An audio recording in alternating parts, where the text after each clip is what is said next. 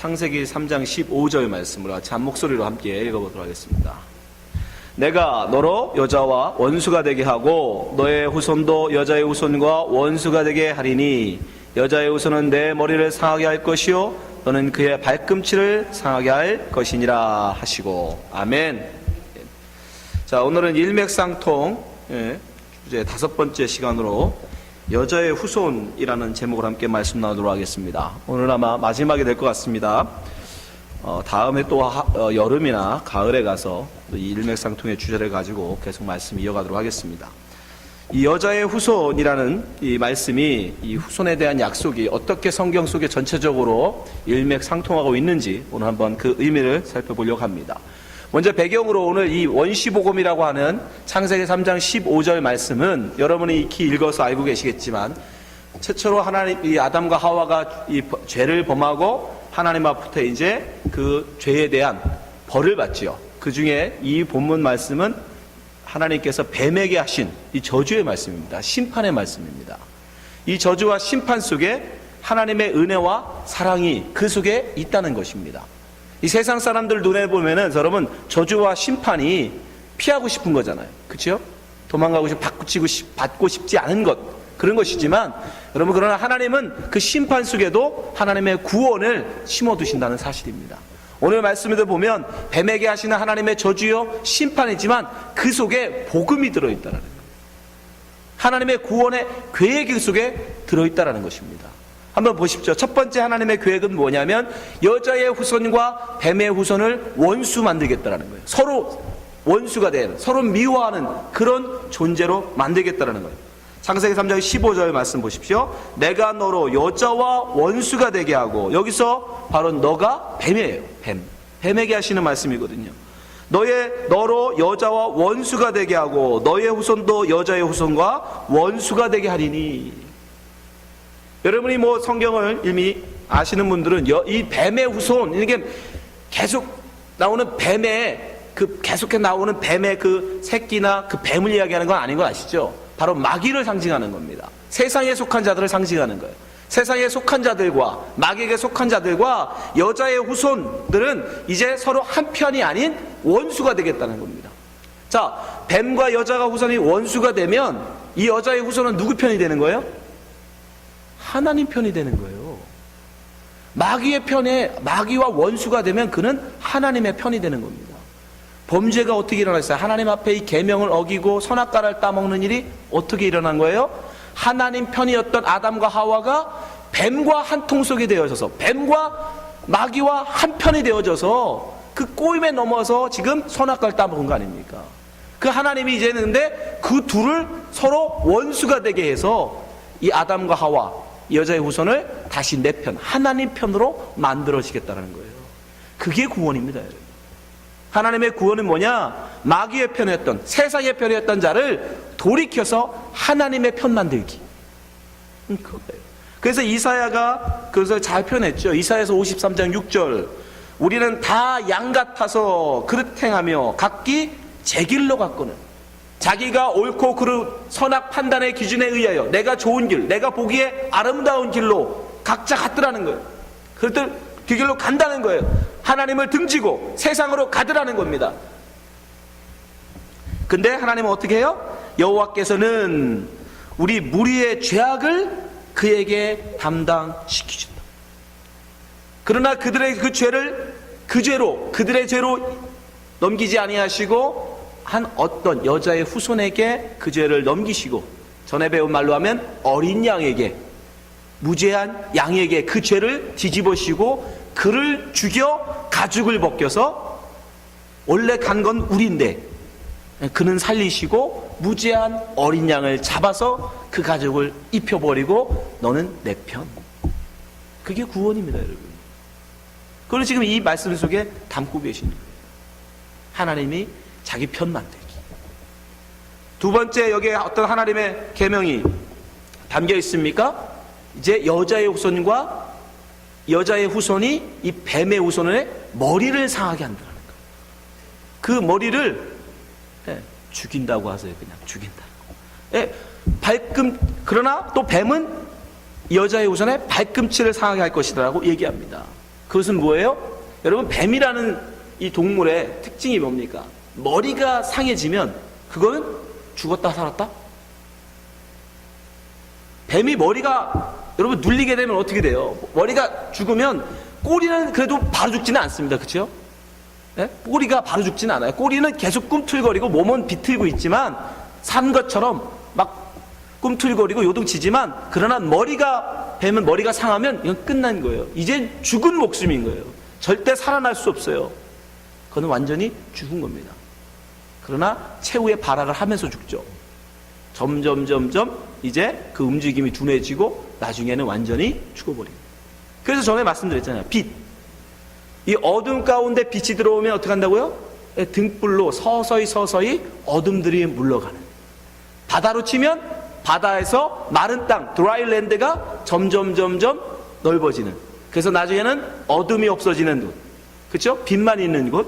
나중에는 물이 다 없어지고 드라이랜드만 있는 곳. 그것이 새하늘과 새 땅이라고 그러잖아요. 그러니까 뱀도 마찬가지예요. 마귀라고 상징되는 이 뱀도 마찬가지예요. 그 머리를 박살냄으로 말미암아 이제 점점 그 꼬리의 힘도 사라지고 나중에 죽어버리는. 그것을 요한계시록에서 뭐라고 얘기합니까? 요한계시록 20장 10절. 또 저희를 미혹하는 마귀가, 이게 뱀이에요. 마귀가 불과 유황못에 던지우니 거기는 그 짐승과 그 거짓 선지자들도 있어 세색토록 밤낮 괴로움을 받으리라. 이제 완전히 던져지는 거예요. 영적으로는 이미 그들은 던져졌습니다. 죽었어요.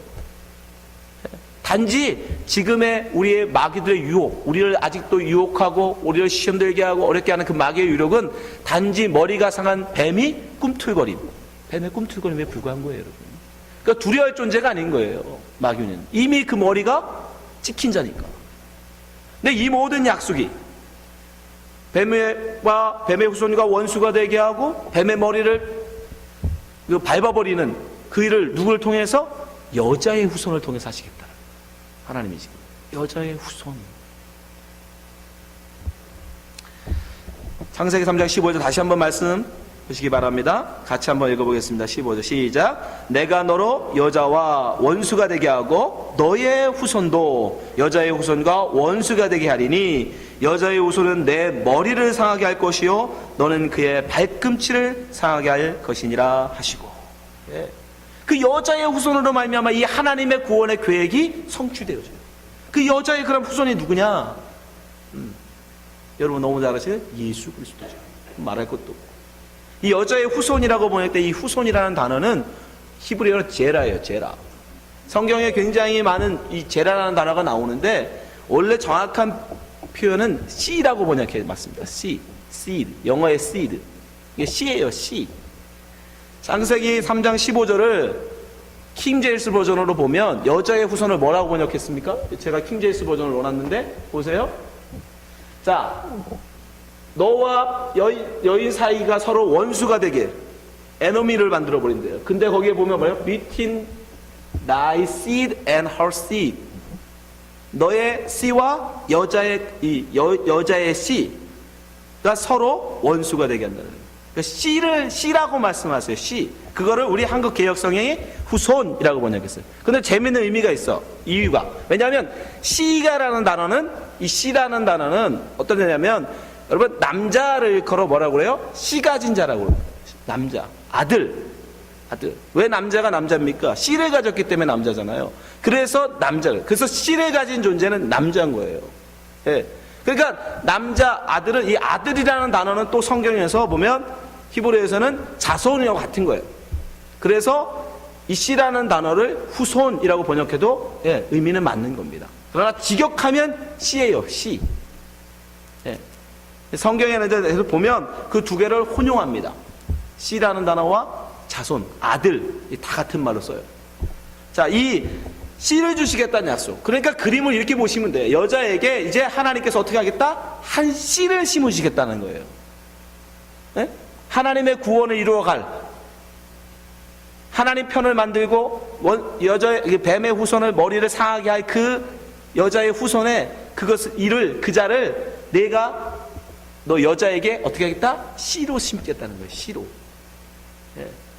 그래서 그 씨가 나중에 결국 이 여자의 후손들로 말미암아 이 뱀의 후손을 무찌르고 그리고 그들과 원수가 되어 하나님 편이 되는 구원을 이루는 그 일을 이루어 가시겠다라는 약속을 지금 하고 계신 거예요. 그 약속이 그대로 누구에게 갑니까? 아브라함에게 가요. 아브라함에게 가서 아브라함에게 무엇을 약속하세요? 그러면 자손, 씨를 약속해요. 다른 말로 하면 여기서는 약속의 아들, 그죠? 약속의 아들을 약속하신다고요.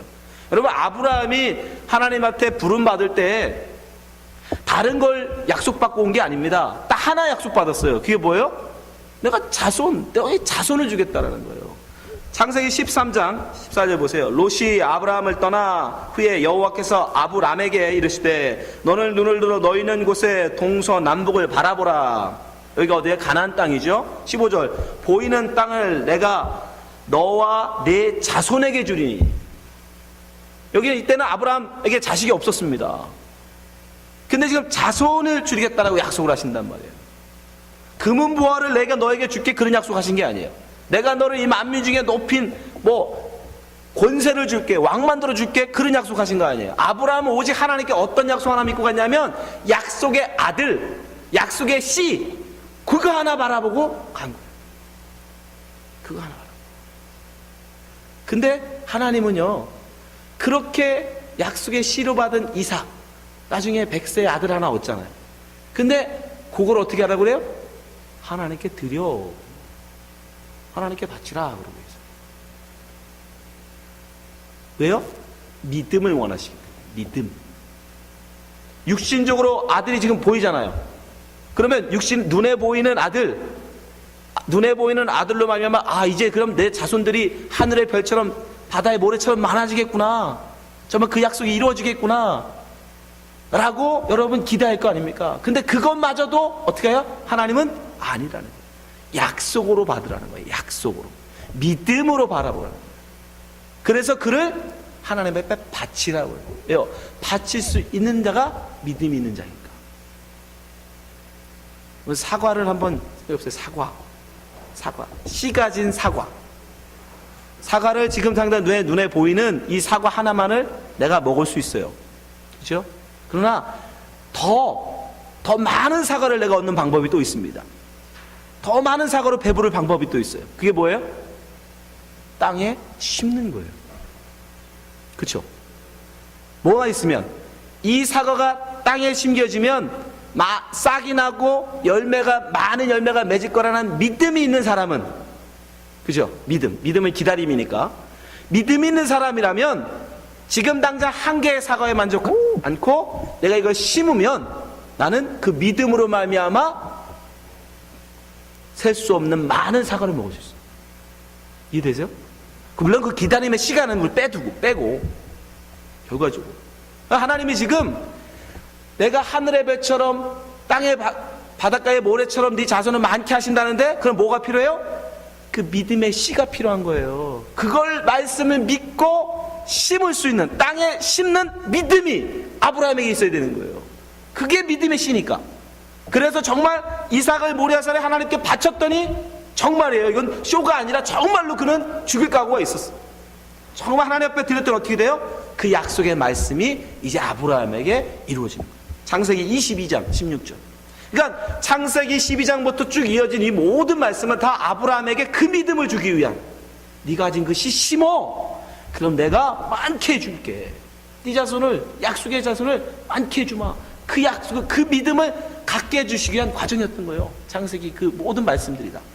자, 22장 16절 보세요. 가로사대 여호와께서 이르시기를 내가 나를 가리켜 맹세하노니 내가 이같이 행하여 내 아들 내 독자를 아끼지 아니하였은즉 내가 내게 큰 복을 주고 내 씨로, 이제 씨라고 말씀하시죠. 아들을 씨라고 얘기하세요. 크게 성하여 그 씨, 믿음의 씨를 자라게 하겠다라는 거예요. 열매 맺게 하는, 어떤 열매? 얼마나 많은 열매? 하늘의 별과 같고 바닷가의 모래와 같게 하리니 내 씨가 그 대적의 문을 얻으리라. 대적의 문을 얻는 게 뭐예요? 원수의 머리를 밟는 거예요. 네, 그게 원수의 머리를 밟는 거예요. 누가 성취하죠? 삼손이 성취합니다. 네, 블레셋을 떼서 대문을 가져오죠. 아무튼 대적의 문을 얻으리니 18절 또 내 씨로 말미암아 천하 만민이 복을 얻으리. 그가 심은 씨로 말미암아 그가 나무가 자라고 거기서 많은 열매로 말미암아 많은 천하 만민들이 복을 받는, 이는 내가 나의 말을 준행하였음이라 하셨다. 여러분, 우린 그거예요. 우리도 그 믿음을 심는 자가 되어야 되는 겁니다. 아멘. 얘가 죽으면 어떻게 말씀이 성취되지? 어떻게 이루어지지? 그건 우리가 걱정할 게 아니에요. 주님이 심으라 하시면 심는 거예요. 이 아브라함이 심은 그 씨를 바울은 뭐라고 했냐면 그가 바로 예수 그리스도라고 설명하죠. 갈라디아서 3장 16절. 이 약속들은 아브라함과 그 자손에게 말씀하신 것인데 여럿을 가리켜 그 자손들이라 하지 않으시고 오직 하나를 가리켜 내 자손이라 하셨느니 곧 그리스도시라. 내가 심는 그 씨가 바로 예수였다는 거예요.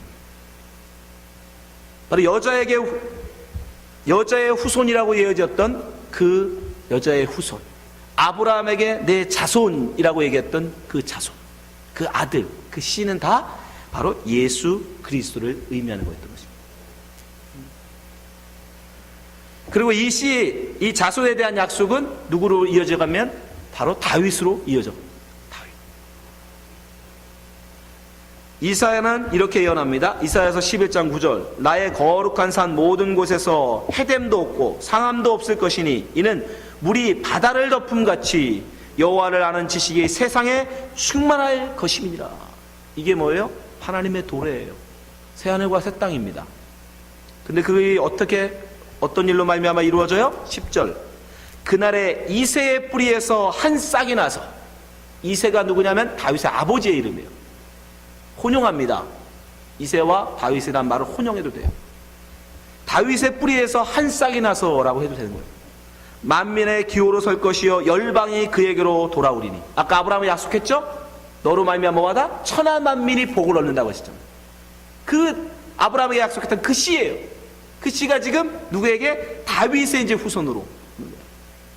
다윗의 후손. 돌아오리니 그 거한 곳이 영화로우리라. 영화로운 곳. 우리가 영화롭게 되는 곳이 어디예요? 천국이죠. 말할 것도 없이. 바로 이렇게 예수 그리스도임을 다윗의 후손으로 오실 것을 약속하고 계십니다. 그래서 마태복음이 어떻게 시작해요? 마태복음 1장 1절 같이 읽어보겠습니다. 시작. 아브라함과 다윗의 자손 예수 그리스도의 세계라.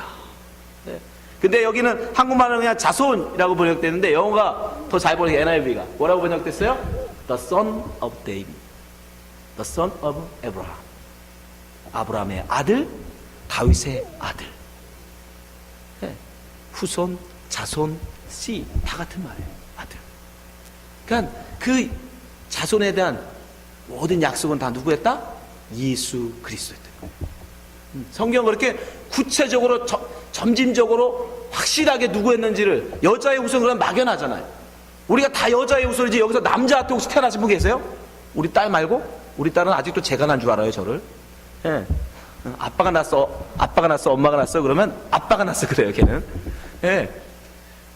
우리 하인이 말고 여기 분들 혹시 남자에게서 태어나신 분 있어요? 없잖아요. 다 여자의 후손이에요, 우리는. 그럼 막연했다고요. 누가 과연 그럼 하나님이 약속한 여자의 후손일까? 몰랐어요. 그러나 아브라함을 통해서 이제 다윗을 통해서 구체적으로 이제 보여주는, 바로 그 예수 그리스도를 설명하시는 성경 자체가 그래요. 그리고 예수님은 이제 신약에 오셔서 당신이 바로 그 약속된 하나님의 후손이며 여자의 후손이며 바로 내가 그 씨라고 얘기합니다. 씨. 그래서 예수님의 말씀 중에 뭐가 많이 나와요? 씨 뿌리는 비유, 그죠? 또 열매 맺는 비유, 그런 비유가 굉장히 많은 거예요. 그 신약에 나오는 모든 씨의 이야기는 바로 다 그 얘기입니다. 예수 그리스도를 얘기하는 거예요. 한 예만, 비유만 한번 보죠. 누가복음 13장 6절 보세요. 이에 비유로 말씀하시되, 예수님이 하신 비유입니다. 한 사람이 포도원에 무화과나무를 심은 것이 있더니 와서 그 열매를 구하였으나 얻지 못한지라. 과언지가 이르되 내가 3년을 와서 이 무화과 나무의 실과를 구하되 얻지 못하리니 찍어버리라. 어찌 땅만 버리느냐. 대답하여 그러되 주인이여 금년에도 그대로 두소서. 내가 두루 파고 걸음을 줄이니 이후에 만일 실과가 열면 이거니와 그렇지 않으면 찍어 버리소서 하였다 하시니라. 예. 씨 가진 열매를 맺어야 우리는 산다라는 거예요. 씨 가진 열매를 맺지 못하는 나는 찍어 버린다 하신다.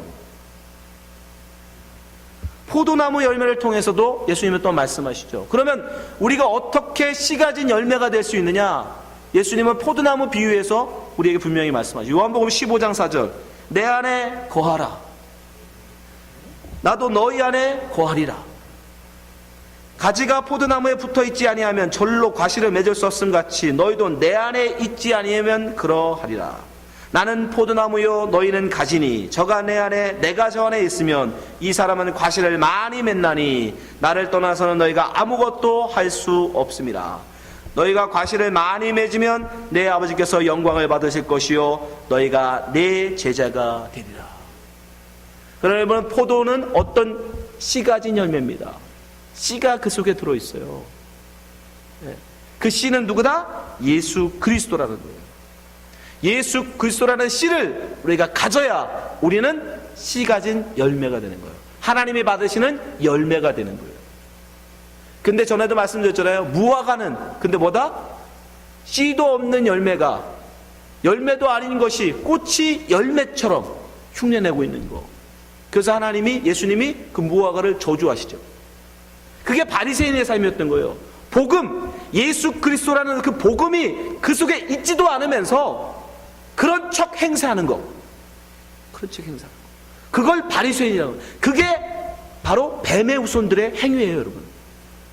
내가 착하게, 내가 마치 예수 그리스도의 씨를 가진 사람처럼, 복음을 가진 사람처럼 사람들에게 착하게 사랑을 베풀고 사람을 구제하고 금식을 하고 예배를 드리고 하는데 겉으로 볼 때 똑같이 열매로 보이는데 그 속에 진짜 예수 그리스도의 복음의 씨를 가졌느냐 갖지 않았느냐.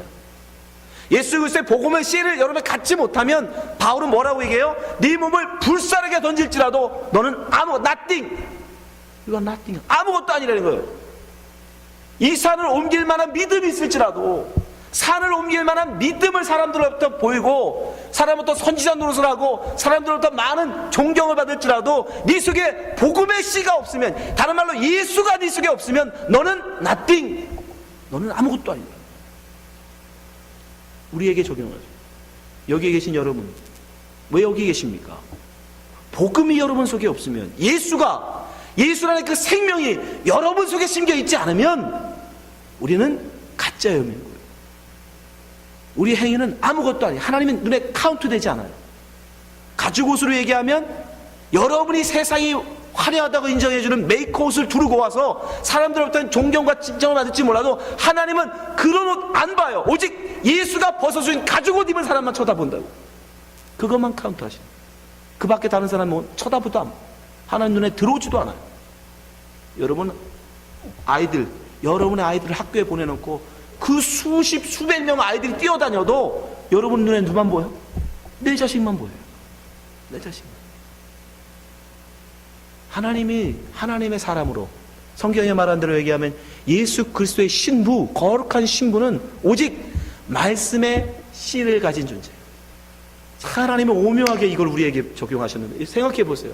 신부가 여자가 어떻게 참된 신부가 되냐면 신랑으로부터 씨를 받아야 돼요. 그렇죠? 요즘은 이런 말 하기 좀 죄송한 말이지만 성경이니까 여러분, 애를 낳지 못하는 여인은 그죠? 신부로서 옛날로 치면 소방 맞는다. 그러니까 신부로서 결격인 거예요. 부족한 거예요. 정말 신부로서 합당하려면 어떻게 해야 돼요? 남편에게 아들을 낳아줘야 돼요. 신랑에게 아들을 낳는 자가 돼야 돼요. 네? 씨를 가진 존재, 씨를 가진 아들을 낳아줘야 정말 온전한 신부였잖아요. 그죠? 똑같은 거예요. 성경에서도 보면. 그러니까 여러분들이 예수 그리스도를 여러분이 품는, 여러분 속에 잉태한 그런 여인이 되어야 되는 겁니다. 근데 또 신비롭게 여러분 아이를 가져보셨잖아요. 아이를 가지면 어떻게 돼요? 신라에서 씨를 받아서 내가 애를 갖게 되면 그다음부터 어떻게 됩니까? 내가 평소에 하지도 않았던 짓을 하게 돼요. 그렇죠? 낮잠도 안 자던 사람이 갑자기 낮잠을 많이 자고, 그죠? 평소에 듣지도 않던 클래식 음악도 막 들으려고 그러고, 말도 되도록이면 다른 사람 험담하고 이런 일도 안 하게 합니다. 굉장히 우리식으로 얘기하면 굉장히 경건해져요. 그리고 평소에 먹지도 않던 족발도 막 땡길 때가 있다. 한겨울에 갑자기 딸기가 막 먹고 싶어져. 여러분, 그 딸기는 내가 먹고 싶은 거예요? 아기가 먹고 싶은 거예요? 아기가 먹고 싶은 거예요. 아기가. 근데 누가 먹어요? 내가 먹어야 아기가 먹어요. 똑같습니다. 성령을 받아서 신앙생활한다는 그리스도인의 삶은 어떤 거냐? 바로 그거예요. 성령이, 말씀이신 예수 그리스도의 말씀이신 성령이 우리 속에 들어오는 거예요. 마치 신랑이 우리에게 씨를 뿌리듯 그 말씀이 우리 속에 들어오면 그 아이가 나로 하여금 내가 평소에 하지 않았던 일을 하게 하고 먹지 않았던 걸 먹게 하듯이 성령이 우리 속에 들어오면, 그 생명이 우리 속에 잉태되면 그 성령이 우리로 말미암아 나를 예수 그리스도의 사람으로 바꿔간단 말이에요. 사랑하지 않던 내가 사랑하는 존재로 되고, 남을 위해서 희생하는 존재가 되고, 예배 들어가서 정말 1시간 전 어디 가서 정말 듣는 건 너무 괴로운데 갑자기 말씀이 너무너무 사모하게 되고, 책만 피다면 졸리던 내가 말씀, 성령이 내 속에 들어오면 그 생명이 나를 사로잡아서 말씀이 꿀송이가 더 단 하나님의 말씀으로만 읽어지게 만든단 말이죠. 그게 바로 성도의 삶인 거예요. 그 말씀의 씨가 그 성령의 내 속에 있지 않는 다른 행위들, 똑같이 성경을 읽고 똑같이 예배를 드리고 똑같이 다른 사람을 구제하고 사랑하는 모습이 보일지라도 그건 씨 없는 열매, 무화과에 불과한 거예요. 그 얘기를 지금 성경이 이야기합니다. 그래서 우리에게 생명을 가지라는, 잉태하라고 말하는 거예요. 잉태하라고. 근데 중요한 건 그 잉태가 뭐예요? 쉽지 않다라는 거예요. 해산의 고통이 따라온다는 거죠. 예, 여러분 가져보셨죠? A가 크면 클수록 그 고통은 뭐예요? 커집니다, 여러분. 성령이 충만해지면, 여러분 성령 충만하게 해주세요 막 기도하시잖아요. 근데 그거 아시죠? 성령이 충만해지면 반대로 애가 크면 클수록 내가 그 고통이 커든 같이 우리가 성령에 충만하면 충만할수록 예수 같은 사람이 되기 때문에 점점 우리의 삶은 고달퍼져요. 힘들어져요. 그렇잖아요. 예수 잘 믿으려면 어떻게 합니까? 핍박이 오죠. 환란이 오고, 사람들이 날 이용해 먹으려고 한다고. 정말 사랑으로 다가가면 그 사람들이 어우 감사합니다 이래요? 이용해 먹으려고 어떻게 하든지. 야, 이거 이제 골빈 사람이네, 등쳐먹기 딱 좋네, 사기치려고.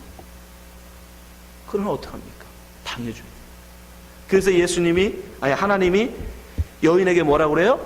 내가 여자의 후손, 네가 아들을 낳을 건데, 씨 가진 아들을 낳을 건데 너는 어떻게 한다? 해산의 고통을 겪어야 된다. 창세기 3장 16절.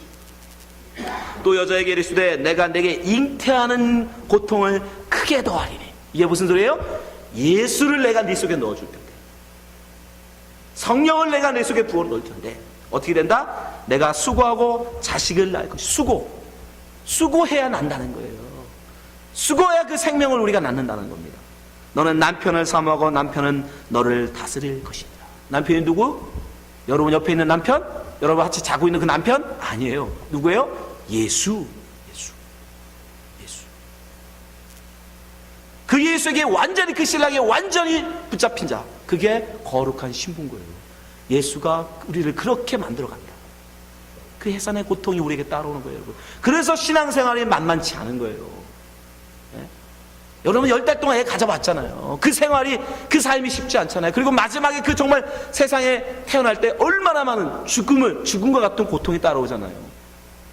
그 고통이 우리에게 있어야 된다는 거예요. 그래야 우리가 생명을 낳는 자가 돼요. 바울 사도 이렇게 얘기합니다. 갈라디아 4장 19절.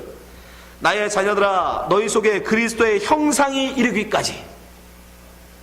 그리스도의 형상이 이른다는 건 뭐예요? 너도 그리스도를 낳는 자로 만든다는 뜻이에요. 그리스도의 형상을 이루기까지. 다시 너희를 위하여 해산하는 수고를 하노니.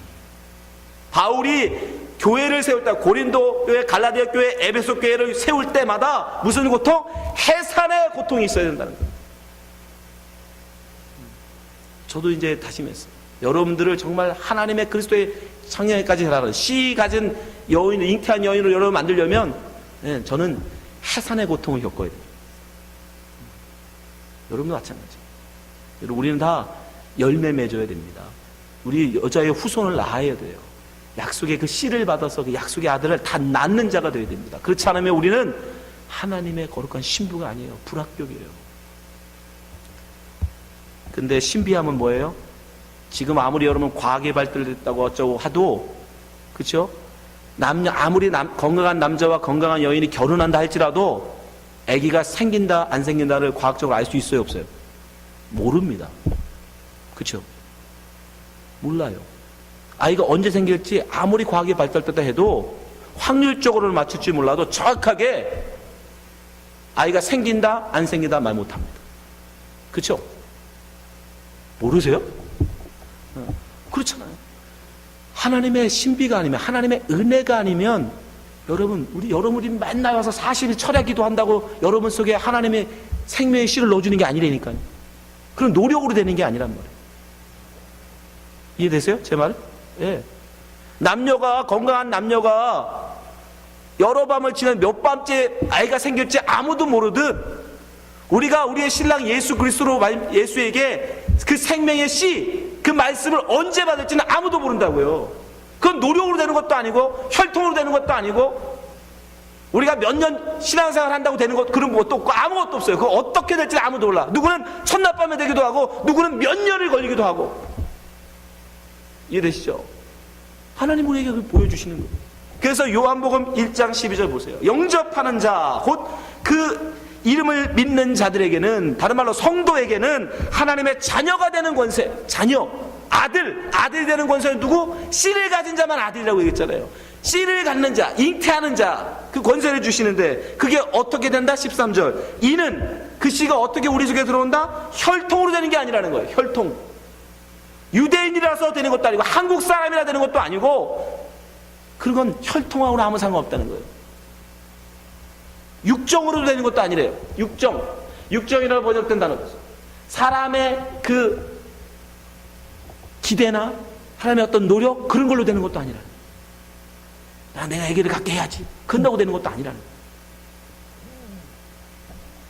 사람의 뜻, the husband will, 남편의 의지 가지고 되는 것도 아니라는 거예요. 그럼 어떻게 되는가? 어떻게 우리가 그 생명을 품어야, 예수 그리스도의 복음의 씨를 받아야 우리가 거룩한 신부로 하나님의 성도로 설 수 있는데, 그게 어떻게 되느냐? 보세요. 오직 하나님께로서 난 자들이어야 된다. 다른 말로 하나님이 선택된 자만, 하나님이 원하신 때에 하나님의 그 생명을, 여자의 후손을 우리 속에 넣어주신다. 우리의 신랑 예수 그리스도를 통해서. 신랑 예수 그리스도, 다른 신랑하고 하면 안 됩니다. 예수 그리스도는 신랑, 그 신랑을 통해서 우리가 씨를 받아야 우리는 후손을 낳는, 아들을 낳는 자가 되는, 여자의 후손을 낳는 자가 되는, 약속의 자식을 낳는 자가 되는, 그를 일컬어 성경은 열매 맺는 자라고 얘기합니다. 그가 오직 하나님의 거룩한 신부로 서는 거예요. 아멘. 성경이 전체 이 얘기예요. 그걸 우리에게 그림으로 쭉 보여주시고 점진적으로 우리에게 구체적으로 하나씩 설명해 나가는 게 성경입니다. 여러분, 말씀의 씨를 가지십시오. 다른 거 중요한 거다. 가장 중요한 건 내 속에 복음의 씨를 가졌는가, 내 속에 예수가 있는가. 그러면 그 예수가 여러분에게 하시는 그 말씀, 그 말씀에 순종하고 살아가세요. 그게 바로 우리 성도에서의 삶인 겁니다. 다른 사람들, 내가 이러면 다른 사람 누가 뭐라고 하겠지, 그런 거 신경 쓰지 마세요. 여러분 속에서 말씀하고 계시고, 여러분 속에서 성령을 통해서 말씀하시는 그 말씀에 귀 기울이시고, 그 말씀에 순종하다 보면 그 말씀의 씨가 점점점 자라서, 마치 빵 속에 있는 작은 누룩처럼 처음에는 미약하지만 그것이 점점 내가 순종을 통해서 그 누룩이 점점점 나를 장악해버려요. 나를 완전히 100% 다 장악해버려요. 그걸 성령의 충만 상태. 그렇게 완전히 내가 100% 장악되면 그거를 성화라고 해요. 그거 하나님 앞에 서는 거예요. 여러분, 예수 그리스도의 복음의 씨를 받으시기 바랍니다. 성경 읽으실 때 그 말씀 보시고, 하나님 내게도 예수 그리스도의 복음의 씨를 넣어 주시옵소서. 그래서 그 씨를 낳는 자 되게 하여 주시옵소서. 그렇게 기도하시며 다시 인성드시 주님을 축원합니다. 기도하겠습니다. 하나님 아버지, 우리에게 예수 그리스도의 씨를 허락하여 주시옵소서.